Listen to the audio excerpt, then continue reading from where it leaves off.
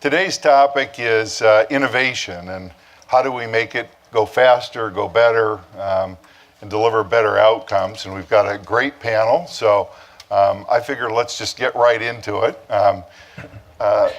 Chris, you're the head of Office of American Innovation in the Trump administration, and I know you from our days together at Microsoft, where you were a great champion for moving the company forward. Why don't you tell us about the priorities for the current administration and how you think those things are going?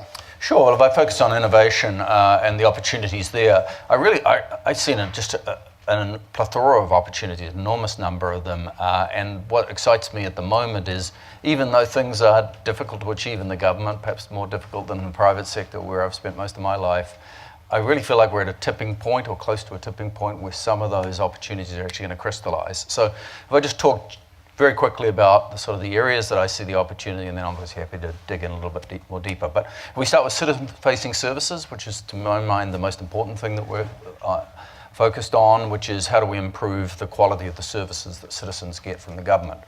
So I think there's some really interesting work inside a lot of the agencies. USDS is doing some good work, but I'm excited in particular because of the great work that Representative has done on the MGT Act. I think that's going to be a real game changer for us, because what it's going to do is free up capital to really get a flywheel going on citizen services. One of the reasons why I don't think we've made as much progress as we could in the past is not a lack of desire, but it's lack of funding, and so much of the funding has been tied up in legacy systems. But if we can just get a relatively small amount of money to start the flywheel going of making savings and getting higher quality citizen services, that will make a big difference. And the MGT Act not only gives us potentially money, but also a working capital concept that agencies can have. And I know through the great work that you did, that was one of the things that you really pushed for as well.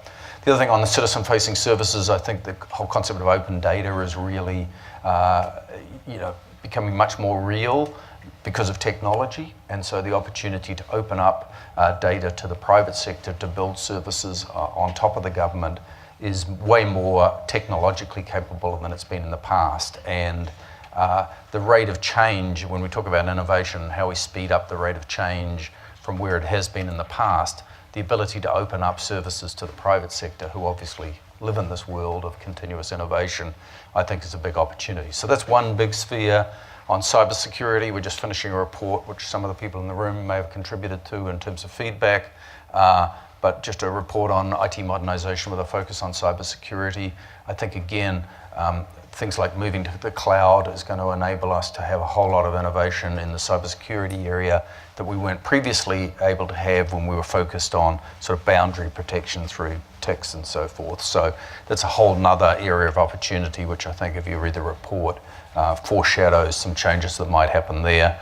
And then if you get back into the sort of the nuts and bolts of infrastructure changes, things like data center consolidation, call center consolidation, because of the amount of innovation that's happening in the private sector, if we can bring some of that into the government, again, facilitated by some of the funding and other issues that we have, I think that's a whole other area of opportunity. So most of the issue in my mind is just about focus. There's so much great opportunity out there.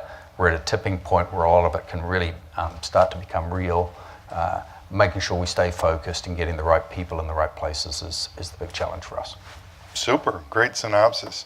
So Barbara, DoD is known as a place of great innovation in some cases and a bunch of really old stuff in other cases. We've all had fun with the floppy disk stories and all the rest of it. How are you guys looking at innovation in DoD these days? We're looking at innovation in a variety of ways. Some of the things that we have done the past couple of years is we have started what we call our IT exchange program. We have been putting government individuals in industry and bringing industry individuals into government. We also started a couple years ago what's called our DIUX, and it's an innovation type group, and DDS, another innovation type group. And so from there, we've learned a lot. They've done some pilots and some initiatives. But it's also coming from the leadership within DoD. Previous Deputy Secretary of Defense wanted to get a handle on our operational baselines in the DoD. we have a lot of networks. We can be running anywhere from up to 6 versions of Microsoft Windows, and of course, to the current, to some that aren't even supported anymore. So he believed that getting to that operational baseline was a really important factor, because it could allow us to do better security, cybersecurity, baselining, a lot of our applications. And we also needed to figure out how could we allow our people to stop, all of this dealing with what you mentioned, the legacy, the old infrastructure. How could we free them up to be more innovative? And so it was a real drain on our people and our resources and time. So we are in year 2 of our migration to Windows 10. That is our new operational baseline for DoD. It took the leadership from the very, very top to believe in this. So for those of you in companies and things, you really do need to have senior leadership involved to do this. We are on a track for March of 2018 to be completed with our operational baseline, and it will come with all of its evergreening and allow for easy patching or easier patching, and it'll allow us to do more innovation and have enterprise applications that can be spawned from it. And we are really excited about getting to this, because when we make an enterprise decision in DoD, we've got so many factors to consider. We are a global presence. We have people around the world. We have our military services, all our agencies and our components, and we are in so many lines of business, almost every line of business that's out there. We've got intelligence, warfighting, weapons system, medical, education. It goes on and on and on. And so any enterprise decision we make, we have got to look across this playing field and determine, can we go completely horizontal with this decision, or is it going to be communities that benefit from the enterprise decision? But getting to that operational baseline across our networks was definitely a pure across the board horizontal modernization. And so we're really looking Sounds forward. like a big move, yeah. It is. It has Great. not been easy, but Yeah. we're getting there. Well, as a former CIO of large enterprises, I know how these things go sometimes. There's always, naysayers, no matter where you are. We So had those. It took senior leadership to reprioritize money, reprioritize tasks, because they were all like, I've got other priorities. I don't have the money. And it's like, well, let me help you. Some think it's easy in DoD because you can just issue an order, but I'm told it doesn't really work It doesn't really that quite way. work that way. Will, first of all, I want to say thanks for all your support over many years for helping move modernization forward. So first I have to ask you, MGT, we're getting it through? We're in reconciliation now? We are not over the finish line, but the tape is on our chest. All right. And we're about to bust it. The Senate introducing it in the NDAA and that passing, and we'll go to conference and hopefully get the NDAA passed in December. Are you hosting the party or am I? When it I passes? think you are. Okay, I think all right. you are. We're all put I'll some- be there. And Chris will be there as well. But look, Tony, it started with your focus and getting the federal agencies focused on some basic things. And I always tell people, we can defend our digital infrastructure from most of the attacks if we just do the basics, right? And it's not like these are zero-day attacks that are impacting our infrastructure.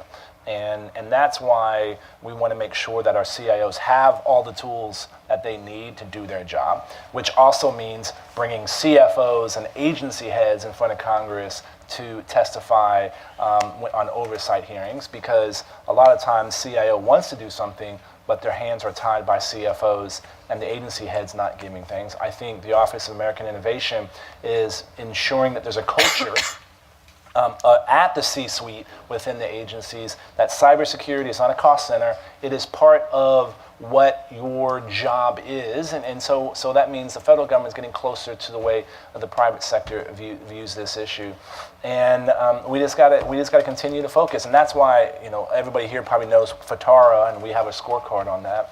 We're going to start transitioning that to a digital hygiene scorecard. Right. so that we're looking in a very simple way to see a picture across all 24 CFO agencies that they're doing the things when it comes to good digital system hygiene. And as a new process comes up that may lead to good digital hygiene, we'll include that on the scorecard as well. So Congress's role is to make sure that we're shining a light and empowering our CIOs to have the tools to do their job. Well, that's great. What else is coming? Anything else you want to tell us about in terms of what my you're big focusing on? issue next, once we're working on legislation as we speak, is the Cyber National Guard. And we've talked about this before, and Chris and I have had many conversations on this. Real simple. If you're a high school kid and you want to go get some schooling in cybersecurity, we're going to find you some federal dollars to do that. And then you're going to come work in the federal government, not at DOD, sorry, Barbara, but not at NSA, but at Department of Interior, at U.S. Census Bureau, at Department of Homeland Security, places where we need folks with talent. Because we have to accept that we're not going to be able to compete for the same talent as the private sector. We just can't pay what folks are going to be able to get out in the private sector. But the experience you get in working in these massive networks, you can't get them anywhere else. So you come in, let's say you get a 4-year degree at Texas A&M University, and then you come work here in the government, and you're going to go work for a private sector company. They're going to loan you back into the federal government for 10 days every other quarter, 20 days a year. And that's the process. So you increase the cross-pollination of ideas that y'all are experiencing in DoD with your program, and you make sure that there is a more of a conversation between the private and the public sector. And I think we can do that through U.S. Digital Service. Right? U.S. Digital Service, right now, you get the high-speed, low-drag folks in for 2 years. But this is, then you have a second program, which is the Cyber National Guard, which they hold your clearances, they may handle the process, but then you have somebody working in the government for 20 days a year. And it's the equivalent of private sector companies sending their folks to conferences like this, or to sending them to training to take those kind of days off. And I think 10 days is enough to where someone that has the right skill set can work on a project of substance, and it's not a disruption from the normal business process of where they're working. And they're not getting paid by the federal government for those 20 days. They're still getting paid by their company, but they're providing a needed service. So that's our next big push once MGT gets across the finish line. Great, sounds fun. Maybe I'll sign up. I know a place where we would send you. The Census Bureau still is looking for some good people. All right. Super. Urchana, welcome. Thank you, and sorry I'm late. No, it's all right. Washington traffic, I guess, right? Always blame traffic. Do you have anything to do with that? No, but we're trying to fix it. Can we make an app for it? Yeah. The claim was made at a forum I was at yesterday that with driverless cars, that the city of Washington will be able to repurpose half the police force because they spend half of their resources dealing with traffic today. I don't know if that's true, and I don't know if driverless cars are really right around the corner, but anyhow, why don't you tell us about some of the innovations that you're working on in the city of Washington, D.C.? Sure. So I think for us, we approached innovation slightly differently. We didn't look at it necessarily as a function that had to be brought in, or a skill set that had to be hired for separately.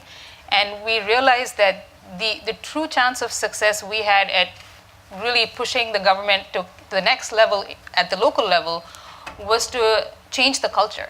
And so we focused on really adding innovation into the culture of every employee in the organization. So it wasn't that we wanted to set up an innovation office per se, not that they don't do their jobs, but for us, we recognize that if we have a productivity level at a certain percentage point, how do we up that? Because that sustainably long-term has higher track record of success versus anything else, at least from our experience. And so what we did when, a few years ago is we said, let's talk about innovation. Let's talk about how we want to change the mindset and where do we want the government to be. And we recognized one thing, and the one thing was that you have change is constant, but the speed of change is what is scaring everybody. It's the speed at which things are transforming. It's the speed at which technology is adding new variables in, and how quickly they're brought to market. Their time to market is so short that before you know it, there's something new and something different that you have to deal with. So we recognized that we had to speed up in terms of our understanding of what's coming. We had to speed up from a policy standpoint, because what positions are we taking? If it's autonomous vehicles, if it's 3D printing, transforming our building industry, what does that mean to us? How do we keep up?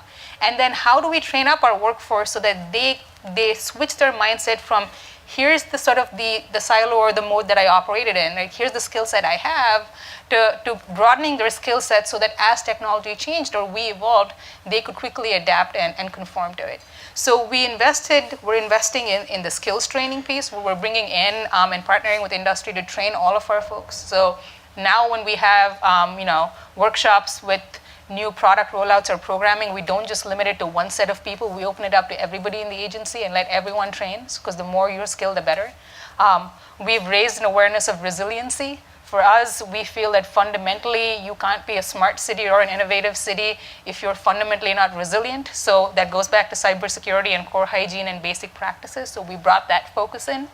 And then what we did was we said, let's look at our whole core infrastructure. If you look at our technology stack, what are we invested in? Because a stack tells you a lot about someone, right? It tells you whether you're open, closed. It tells you about whether you're willing to actually try new things or not. It tells you a lot about an organization. So we looked at our own internal environment and said, how do we want to get ourselves positioned to moving to the next environment? And then once we did that, we started saying, as we're evolving our own internal investments on how we set up for the next generation, or the world of IoT and all of the data explosion that we're seeing, we said, what are the different pilots we want to invest in? And I use pilots with a sense of caution, because people hate the word pilots in government because they feel like, this is the experiment that goes to die and doesn't end up anywhere. And so for us, we had two goals for every pilot. We said, one, it has to be scalable, meaning I can roll this out citywide, and I should have a plan to roll it out citywide. Or two, if it's not scalable and it really dies, I need to get something out of it that helps me improve my processes for round two. And so when we set those two outcomes for our pilots, we were able to start looking at what does it mean from a resident standpoint. And we recognized that while technology is great, we didn't want to innovate for the sake of innovation. Like saying I have an autonomous vehicle sitting outside my office means nothing unless I'm saying I'm transporting or solving a mobility problem for a specific population in the city. And so we looked at outcomes. And so I'll give you an example really quickly, if that's okay.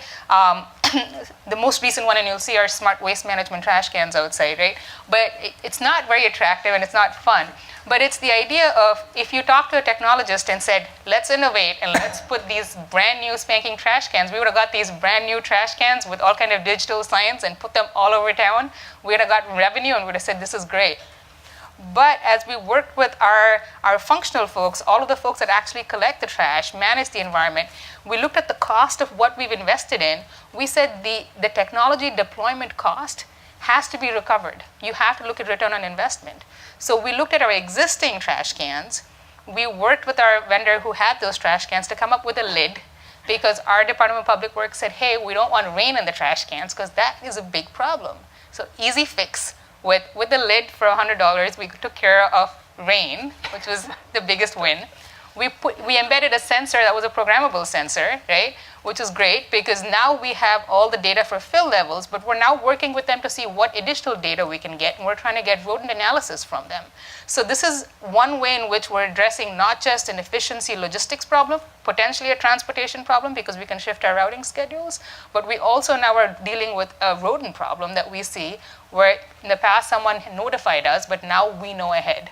So those are the kinds of things we're trying to solve, right? We're using innovation to sort of, it's not the flashy innovation, but the stuff that hopefully makes a difference in the city. Well, I have two requests. One is, I love the rat detector on the garbage can. That's a great idea. But I don't know if I want an autonomous vehicle yet, but I'd love an autonomous garbage can that takes itself out on the right days. So I'll just put my plug in. And brings it back so that you don't get a ticket. Yeah, exactly. That would work. Chris, yours is the Office of American Innovation, and as Archana was saying, there's a tendency when you say innovation, everybody says, let 1,000 flowers bloom. Sometimes it's an excuse just to do things my way because I don't like the way somebody else is doing it. How are you focusing on innovation that matters and scales, as Archana was talking about, for the federal government? Because obviously, you could have absolute chaos occur if you just sort of let everybody go do whatever they want to do. Well, if I talk about our office, and our office is not just involved in IT modernisation, but a number of other projects as well, so the question's valid across a number of things. Our office has 4 people in it. So Jared Kushner, Ivanka Trump, myself, and another assistant of the president. All of us come from the private sector, so we come with a private sector mentality. One of the things you learn in the private sector is focus. So yes, innovation is conceptually what we want to push, hence we named the office that. But in order to facilitate innovation, and this will resonate from you in our time in Microsoft and General Motors, you need to have guardrails around it. Innovation in itself actually has some structure to it. Innovation isn't this amorphous thing where you get a whole lot of people in a room and you have creative ideas and off, energy goes. You need to have a structured way of approaching it. You need to have focus. You need to unleash creativity, but inside the bounds of a structured process. And a lot of the way we approach things is, in particular, given the background that we have, is to have a very formal, structured process, the way that we think about our work, convene people, give them guidelines, give them strategies. In our room, the office, we have on our wall, we have our objectives, we have what our vision is, we have what our 6-month deliverables are, we have who's in charge of it. So we are taking innovative approaches and encouraging people to think about what they are doing in innovative ways, but there is a very systematic, structured process to the way in which we're doing it. That's great. I think it's one of the big challenges for any large institution is, getting the flywheel going, but doing it in a way that results in great outcomes that can scale. And there's probably no harder place in some sense than DoD, I think. So there's been a restructuring lately of how DOD IT is organized and so on. Do you think that's going to aid the innovation agenda in DoD, and how so? I think so. Some of our new administration, some of our new leadership, they're very interested in accelerating like cloud. Cloud, we've been doing cloud pilots for quite some time. We've got quite a few initiatives underway. Air Force migrated to its new chess contract. Army has things. Navy has things. All the various organizations, DISA. But we've got to understand, we have a lot of legacy. Legacy, you don't want to just push it all to the cloud because it could be very, very costly. So we've really got to understand, the data, what do we want to put in the cloud? Is it going to be, a federal, commercial cloud? Is it going to be private, on-prem? What impact level is it going to be? Is it, level 2, level 4, level 5, level 6? So we have quite a few, considerations as we do that. So the administration today, they are doing a lot of DoD reform. How do we look at all the business that we are doing in IT and across the entire Department of Defense and start to look at, okay, it served its time, but now we want to direct our energy over here and our money over here and our focus. And so as I mentioned earlier, it takes senior leadership to get involved to really help this culture change, because it is a lot of change management. A lot of folks getting very comfortable doing what they've been doing for quite some time. Data centers, I can't even begin to count how many data centers we have. And, we've got to determine, is our business in data centers or is it in the cloud? Where is it? Everything has its place. There's the right moment. You've just got to find that balance. And with that, we also have to look at risk. DoD, has a long history of being very compliance-oriented. So now we have to look at how do we strike that balance between innovation, risk, and where is that right balance? The simple old check sheet or checklist we used to have for years ago doesn't work today because the technology is moving so fast. So we've really got to look at the initiatives kind of individually and weigh the risks with them. One of the things that I saw recently, I think, was a proposal to change some of the procurement rules on bid protests, something I've been long in favor of.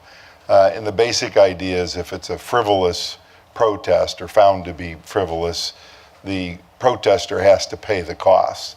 And I've always thought that would eliminate a lot of the sort of craziness that goes on, and especially with the rise in bid protests over the last couple of years. Is that close to reality, or is it just a proposal at this point? I am not close to that particular topic, but I know we are working very closely with the acquisition community to try and restructure, reword our contract language, and so that we can move quicker, so that we can adopt technology, so that we can be more open and let vendors propose to us solutions by us being very dictatorial. We have always been known for, here are the requirements, they're this big, they're this wide, they're this color, that's it. Sure. So we've got to be more open to industry coming back to us with, here is what we can do for you. It may be only this tall and only this wide, but it will get to the beginnings of what you were trying to achieve, and then we will just kind of take baby steps and continue to grow from there. But that is a big culture change in DoD, is to let industry come in and explain to us what in they're fact, doing. across the government, one of the things I was in favor of was trying to figure out a way to get more unsolicited proposals in, where you get the best ideas, and it's not a competitive sort of thing. So, Well, Tony, on that, and you brought up a lot of good point. One of the reasons I do panels like this, because I always take something away, and Rachel, make sure Austin knows about this bid protest stuff. I'm gonna follow up on Good. that. I always say I've been in about 50 parades in my 2.5 years in Congress, and not one person has ever held a sign up that says, IT procurement, right? But this is an Could issue. we always be first? You're hanging out. They always be first. Yeah. you're hanging out in the wrong crowd. So this is something to spend time on, but also we need to do a better job of keeping track of the projects that are going on in the federal government. And I'm not going to spend too much time talking about DoD and VA trying to integrate their electronic health record and spending $500 billion and not being able to do it. I say anybody who was involved in that project should never be allowed to do anything in the federal government again. And so we finally got the list, by the way, Tony, and I'm going through it. It wasn't for me. Yeah. And so, but we also need to make sure Congress understands why it's important to transition some things to the cloud, understand the costs that it's going to be, so that we know what the outcome is. And the example I use is NGA, the National Geospatial Agency. Yeah. Why are we still having people compare two images to say, did that car move half a pixel from day one to day two? We should be able to do that with computer vision. And part of that, to facilitate that, is having that data in the right framework. If it had been in the cloud, the agency would not have to worry about making sure there's tools that can work on top of that data, that structure of data. So we need to make sure appropriators and people that ultimately fund these projects recognize the value of what we have to do in order to ensure we have resilient systems. And that is, we all working together on this. And this issue of having people bring problems to us. In San Antonio, we have the 24th Air Force, right? 24th Air Force provides a lot of the bodies for Cyber Command. We were working on a thing called a cyber proving ground. And the notion was, hey, Air Force has a problem, we don't have a solution to it, we should be able to get everybody in a room, get on a whiteboard and say, here's the problem, give me a 30, 60, 90-day solution. And the commander has up to $10 million to spend on that sole source. Important, cutting edge, needs to start right away. But in order to do that, you can't get briefed a problem that you have in the Air Force unless you have the right clearances. You can't get the clearance unless you have a project already working within that entity. So trying to get people to solve a real problem that we have right now is difficult because of the structure in how we do things. So we're going to have to break that down to allow companies, and they may say, I already have that widget. Here it is. You don't need a Somewhere 30-day else. solution. I can get it to you tomorrow. But we're DoD is not structured to be able to deal with that, and we're trying to figure out how to fix some of those problems to make sure that we have people coming to us with a solution to the problems. Oh, that's a great. Can I Yeah, add sure. something? Because Yeah. procurement's being discussed it's near and dear to my heart because I deal with it every day. So I would caution against just saying that people shouldn't protest. I think protesting is the single best thing because it keeps us honest. I think we assume best case that all of us who are in our roles have the best intention, but if there's one person that's dishonest, protesting is what keeps us from being dishonest. So protesting is a good thing. It should always be there. But to your point, it needs to be managed well. The thing I will add is while you need more ways of getting startups and really people with entrepreneurial ideas or even businesses that haven't had the footprint in the government, I think the bigger issue actually is the human resources issue. We tend to think that we in government need procurement reform. I would counter, and I would really like your perspective, but I think we need HR reform because we don't have structures in place to incentivize people and to bring in people and to motivate them to stay and stick around. And if our procurement team, and I guarantee if my procurement team had 5 more people, they would do a phenomenal job of knocking everything down and we wouldn't see the backlogs we did. And 9 times out of 10, it's a resourcing issue that they have. It's not really the fact that the laws are not there or they can't manage the laws. It's that they're getting overwhelmed with what they have to do. Well, it's a great segue to the next thing I wanted to talk about. And somebody's going to have to keep us on time. I have no idea how we're doing. Got a clock counting down. Somebody's got, okay, good. I didn't see that. I'm blinded by the light. Yeah, it is a little bright. I want to talk about people because obviously people, drive a lot of the initiatives and the work that we're doing. And there's a couple of things we know. We have in the federal government an aging workforce that's not going to be around long in some cases. We have legacy systems that those people are supporting either directly or through contracts and so on. We have a massive cybersecurity talent issue that Will talked about. It seems to me like this is the crisis. It's not a technology argument. It's just a people and get the training and get the people in place that we need.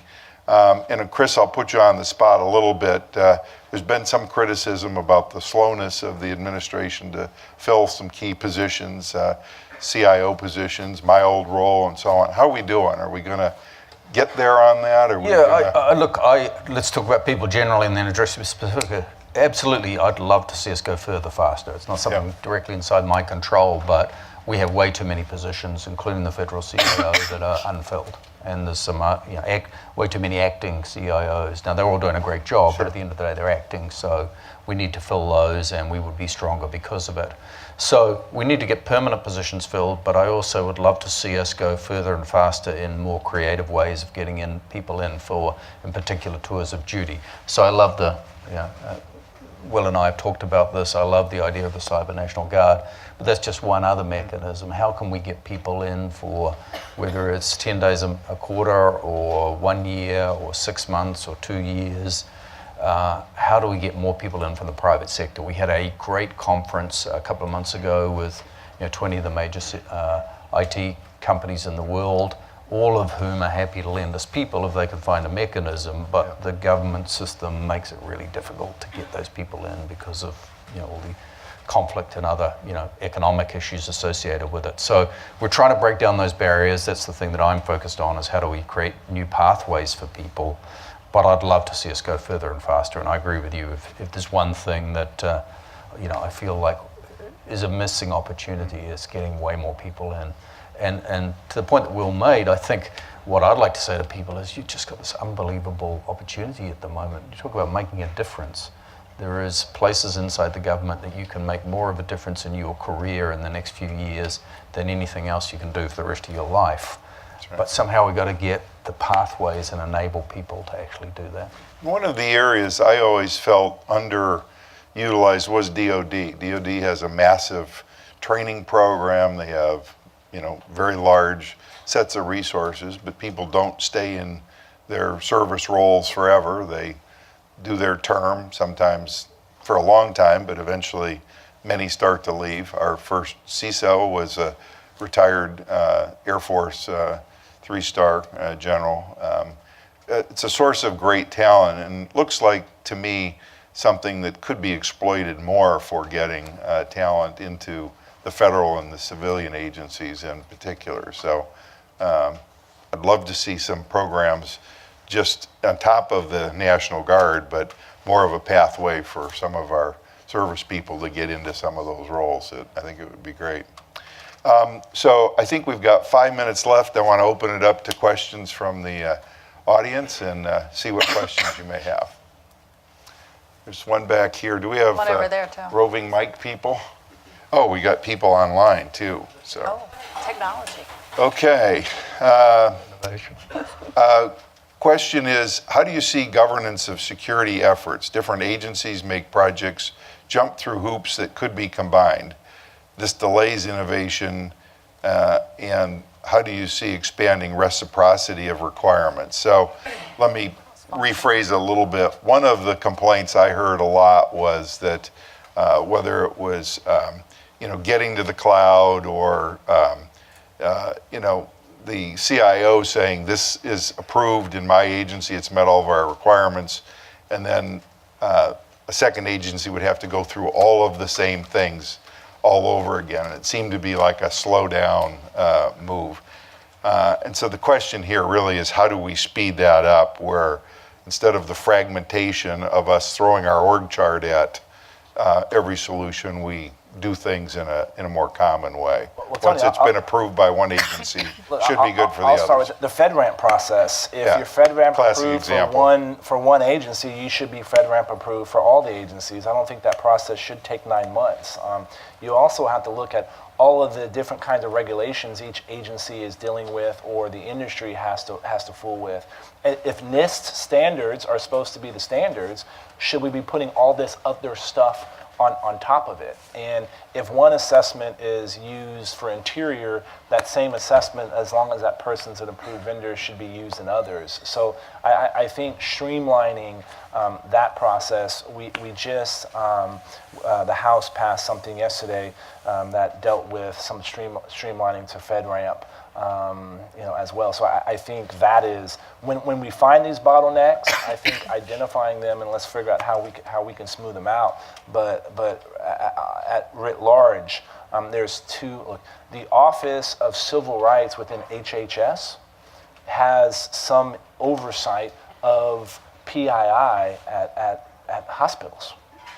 I'm pretty sure they don't have the technical capabilities. Right. To provide that kind of guidance, nor should they. And these are some of the issues that we're dealing with across the federal government. And I would echo that. We are a great user of FedRAMP, and we try to use reciprocity from state, department, justice, anytime we're doing something within DoD.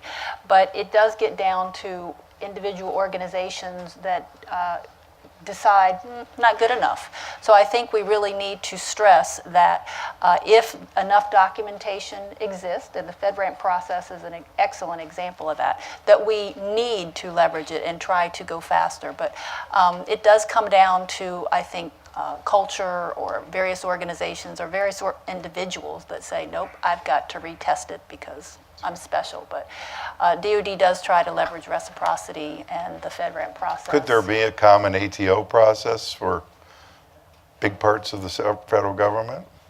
I don't see why not. I don't see why not. Look, when somebody learns how to deal with hubris, this would help solve the problem, right? Because that is part of this within elements of the federal government thinking that they know better than others, and 9 times out of 10 they usually don't. Usually a good sign.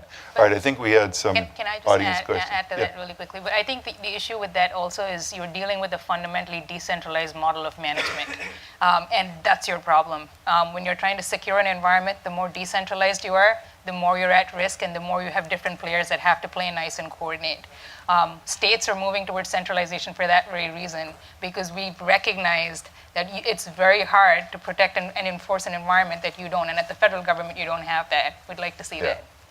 DHS would probably agree with you. All right, I'd agree there's, okay, we've had people one second. patiently waiting, so.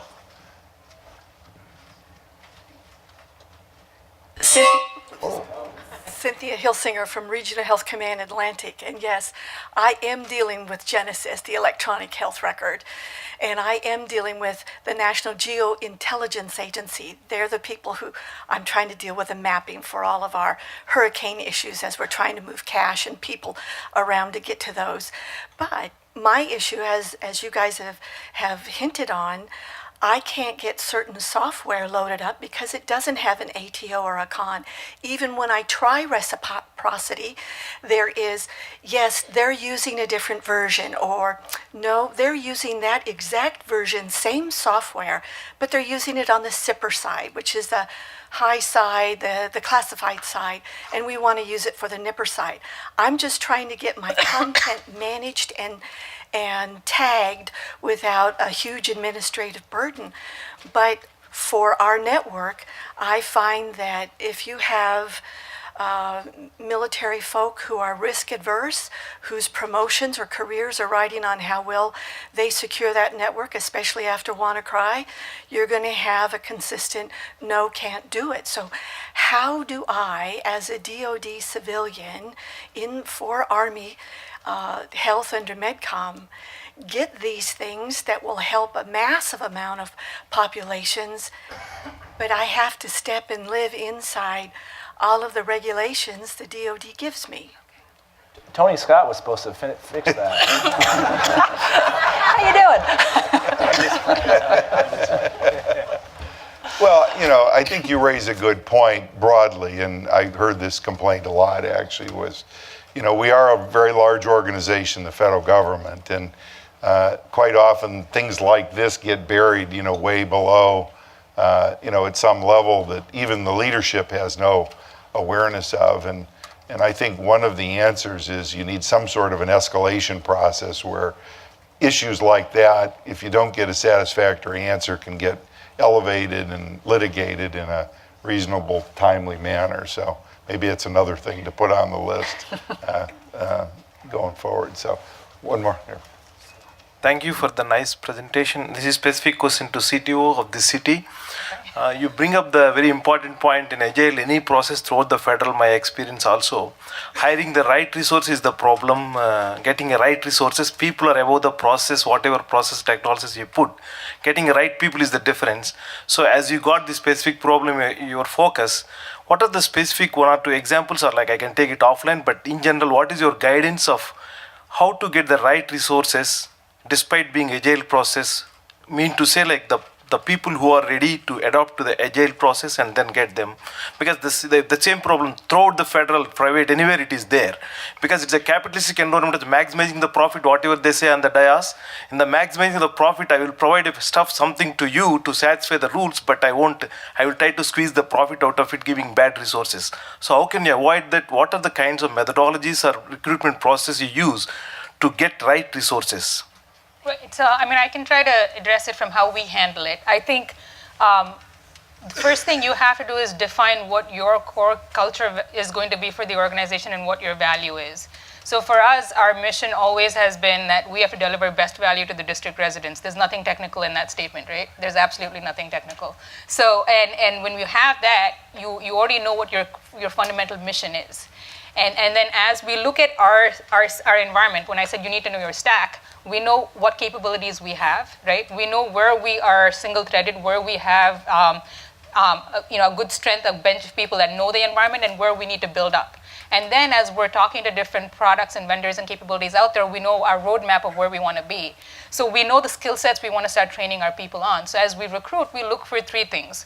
One, we look for skill sets. So obviously we look for either people that have the skills we currently need or have the skills that we'd like to acquire, right?